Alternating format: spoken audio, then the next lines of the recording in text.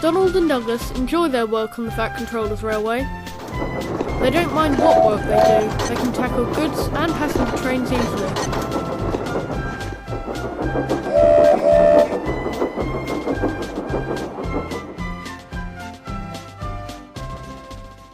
One day, the twins were resting in the yard when the Fat Controller came to see them. "Donald and Douglas," he boomed, "I need you to go to the quarry and collect an important load of stone. Then, you must bring it back to Brendam Docks. The boat leaves at 5 o'clock, so you mustn't be late." "Yes, sir," the twins puffed.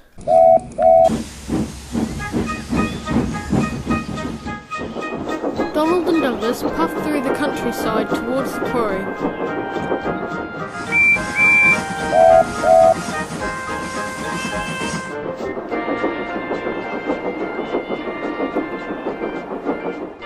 On the way, they had to cross an old rickety bridge. The bridge had cracks in the supports and was in need of repairs. As Donald and Douglas puffed across, the bridge started to shake. Donald pushed into the back of Douglas. "Get a move on," he yelled. "I don't want to fall in." Luckily, the bridge didn't fall, and Donald and Douglas puffed onto the quarry. Soon, the twins arrived at the quarry. Mavis had just finished shunting the final truck into place. She rolled alongside. "The trucks are being very troublesome today," she said. "I'd be careful if I was you." Donald and Douglas did not like being told what to do, especially by a diesel, and they puffed away with their heavy load. Things were going well, and Donald and Douglas were beginning to enjoy their journey, but there was trouble ahead. The old rickety bridge was beginning to fall apart, and a large section of track was broken. Donald and Douglas forged ahead, unaware of the danger. Then, Donald saw the bridge. "Stop!" he yelled. His driver applied the brakes, but the heavy trucks pushed Donald onto the bridge. His first two drive wheels left the rails. "Help!" cried Donald. Douglas held on bravely. The bridge creaked and groaned. At last, Douglas got a grip on the rails and pulled his twin back to safety. Just in time.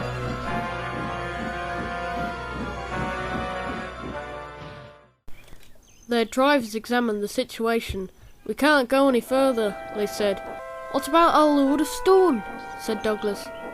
"The ship will have to leave without it." Donald and Douglas felt very sad. Henry bought some workmen and the Fat Controller. Donald and Douglas were very worried. "Donald and Douglas," he boomed, "the accident was not your fault. We should have fixed this bridge a long time ago." Donald and Douglas let out a sigh of relief. "But sir," said Donald quietly, "what about our load?" "I've contacted the ship's captain and told him not to wait. When the bridge is mended, you can take your load to the docks. For now, you can help Mavis at the quarry." The twins liked working with Mavis, but were glad when the bridge was mended and they could go home.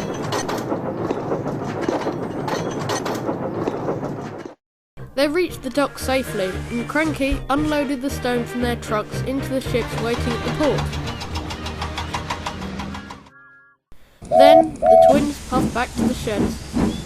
It had been a long couple of days, and at last Donald and Douglas could get some rest in their warm, cosy shed.